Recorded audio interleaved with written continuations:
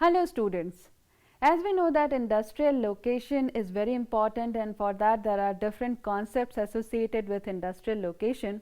So today I will take you to a very important and very interesting theory that is known as Weber's industrial location theory.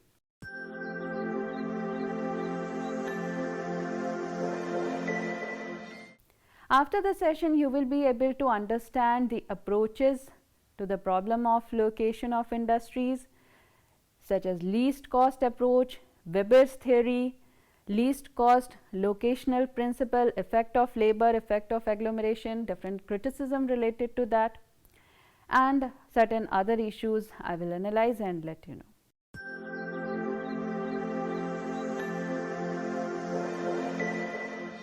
In practice, enterprise locational decisions are based not on the impact of a single selected industrial factor, but on the interplay and balance of numbers of considerations. Since each type of industry has its own specific set of significant plant sitting conditions for secondary activities as a whole, a truly different complex of locational determinants exist. Theories have attempted to define its underlying structure. Economists like Weber, Hoover, August Losch, Wattler Izzard, and geographers like George Renner and Smith, etc., they formulated various theories of location of industries in 20th century. It must be remembered, however, that the industrial landscape at that time was very simple, with little diversification, having narrow product range and less role of political factors. The central aim of the theory of location is to find the optimal location, the economically best location, the one that gives maximum profits. Highest profits are obtained when the costs are minimum and the revenue are maximum. However, rarely it happens that these situations are found at the same place at the same time.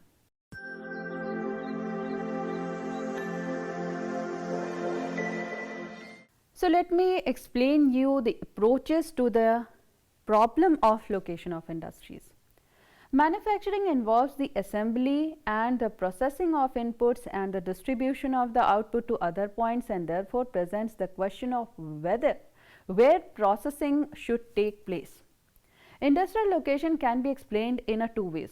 First, by explaining why certain areas are attractive to industry, and secondly, by explaining why certain industries are attracted to particular areas. These two approaches are of course complementary, but they involve difference in emphasis. The first approach, this places the emphasis upon the region and various industries within it and seeks to identify the advantage that the region offers. This regional approach operates at various levels, such as national, regional, and local. In each of these units, there is a pattern that needs to be explained. The advantage that an area offers fall into a number of categories. The presence in an area of suitable sites, favorable climate, easy access to source of power and raw material, and nearness to large market can be considered as natural advantage, which are reinforced as the area developed by acquired advantages, including good transport facilities, commercial services, skilled labor, market organization, and development of subsidiary services. In themselves, however, natural and acquired advantages are not sufficient to explain why industry is located in a region, because regions with similar advantages do not necessarily have the same industries. Now let me take you to the second approach. The second approach to the problem puts to emphasis upon the explanation of distribution of particular industries. An attempt is made, for example, to explain why some industries are located on coal fields while others are found in ports, or why some industries are highly localized while others are widely distributed. But these approaches are complementary in that they are concerned with the identification of the factor that affect the location of the industry. It should be noted that all the industries are tied to principle of location that are assumed to operate under all economic system in free market or commercial economies. The principle of ground rules of location are simply stated as, the first one is, certain input cost of manufacturing are spatially fixed cost which are relatively unaffected in their amount or relative importance, irrespective of the location of industry within a generalized region or national setting. The fixed costs include wage rates or components sold at uniform delivered prices without regard to distance from producer and standardized rates charged for investment capital. These fixed costs have no implication for comparative location advantages. Other input costs of manufacturing are spatially variable costs, which shows significant differences from place to place in both their amount and their relative contribution to the total cost of the manufacturing. Third is the ultimate aim of the economic activity is, as I mentioned earlier also, that is profit maximization. An economic environment of full and perfect competition, the profit objective is most likely to be achieved if the manufacturing enterprise is situated at the least total cost location. Under conditions of imperfect competition, consideration of sales and market may be more important than production cost of fixed best location. Since among the totality of production costs, some inputs are approximately the same irrespective of location, fixed costs are not of major importance in determining optimum or least cost location. The locational determinant is apt to be the cost that is both an important component and of total cost and shows the greatest spatial variation. So, this was the fourth factor which I explained to you, and the fifth one is of course transportation. Transportation charges are highly variable cost. As such, they may become the locational determinant, imparting on unmistakable orientation to the planned sitting decision. The sixth one is individual establishment rarely stand alone. They are part of integrated manufacturing sequences and environments in which interdependence increases as of the complexity of industry's processes increases. For example, an integrated steel company might control ore and cooking coal supplies and at one location operate coke ovens, blast furnaces, steel furnaces and rolling mills and produce a structural steel product, steel sheets and finished metal goods. In other instance, linkages between firms may be localized manufacturing in area of industrial agglomeration where common resources such as skilled labor or multiple supplies or product inputs such as automobile component manufacture are found.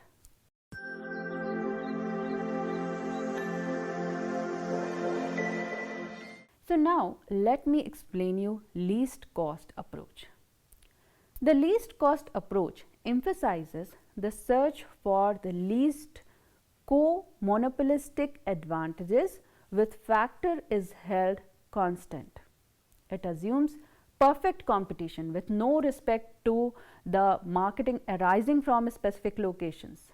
Now, we shall understand the Weber's theory that comes under the least cost approach.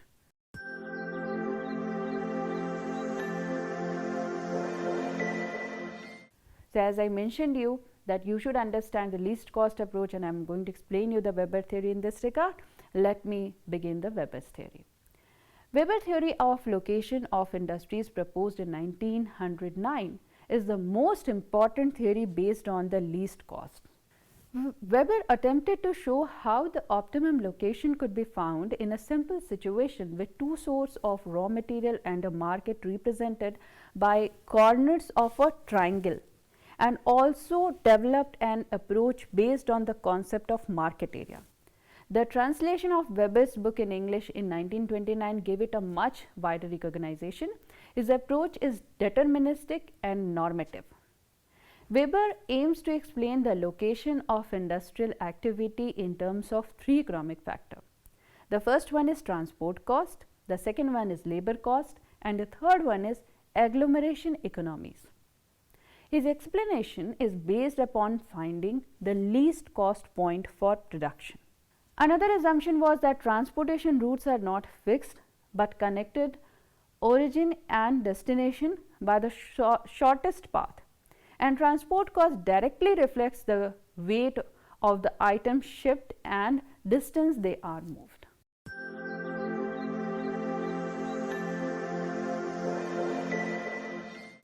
The first factor is the cost of raw material, the second is the cost of transport, and the third factor is the cost of labor.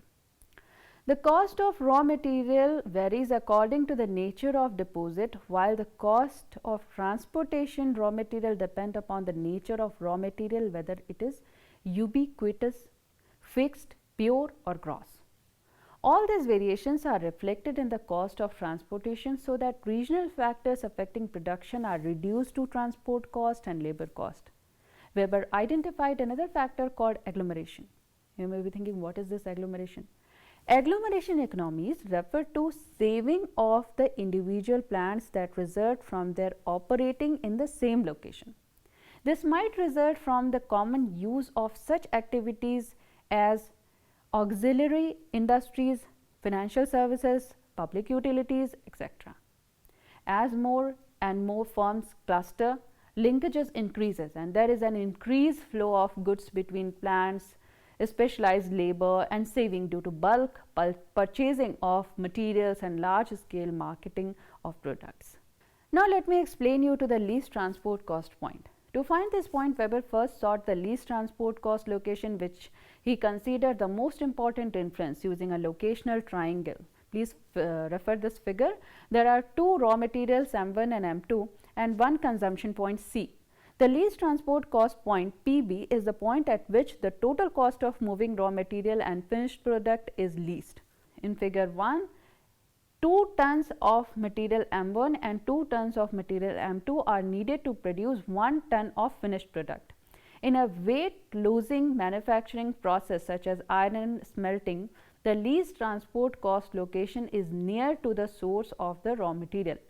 In figure 1B, 1 ton of material M1 and 1 ton of material M2 are needed to produce 2 ton of finished producer, and in weight gaining industry such as banking, a market oriented location is attractive.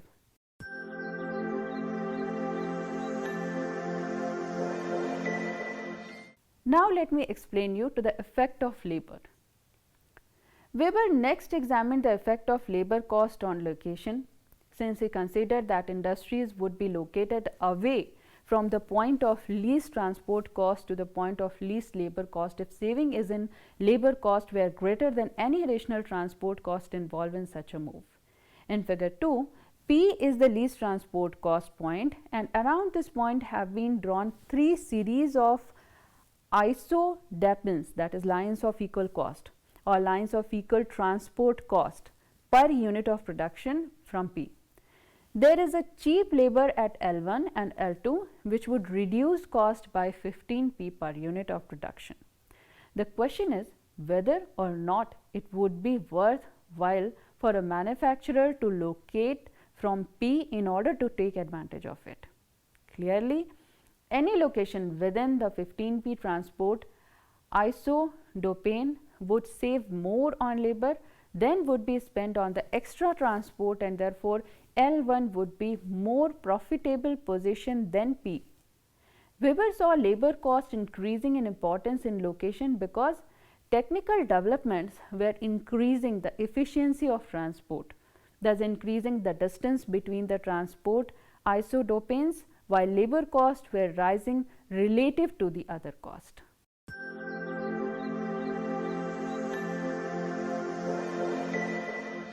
Now let me explain you the effect of agglomeration. Having combined the effect of transport and labor cost, Weber thirdly examined the effect of industry's tendency to agglomerate. Please refer the figure 3, A, B, C, D and E. These are the least cost location, but the firm located there could cut on their own production cost by $1 per unit of production if at least 3 of them operated in the same location. However, they must not incur increased transport cost of over euro per unit of production. In figure 3, the critical isodepine of euro 1 has been drawn round each producer, and it is clear that firms C, D and E could reduce their cost by locating in the shaded area in figure 3. This figure 3 is explaining you the effect of agglomeration on the location. So please try to understand.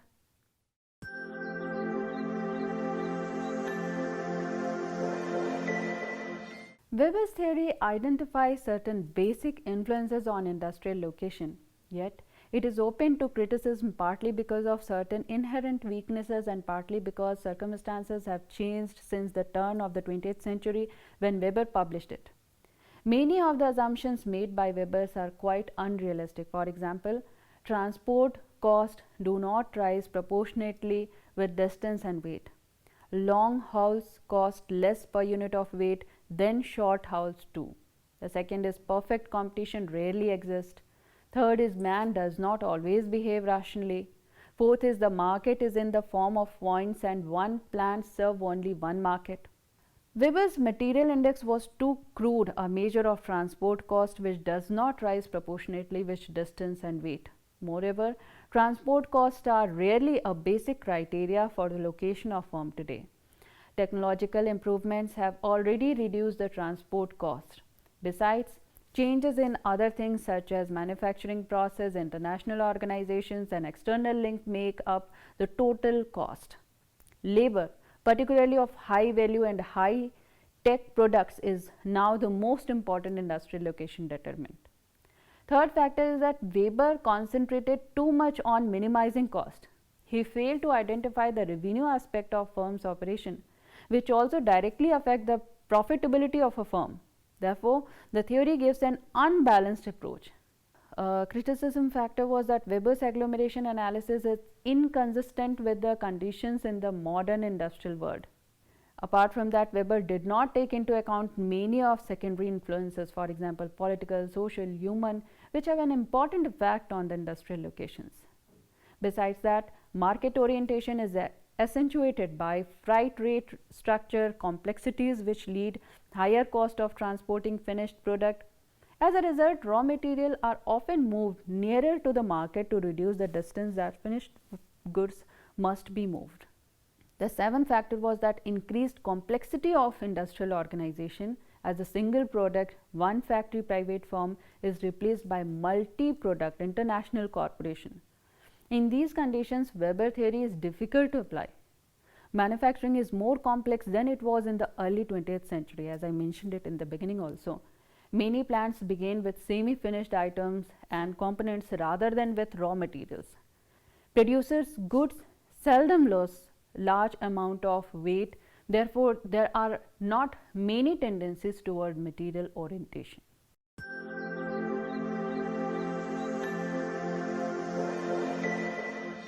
So, I am sure that after this session, now it can be said that location of an industry is vital to successful running of that industry. Industrial landscape exhibit very different types of circumstances that have represented optimum location at one time or the other. Weber's location theory has taken into consideration factors that decide the actual setting up of an industry in a particular area.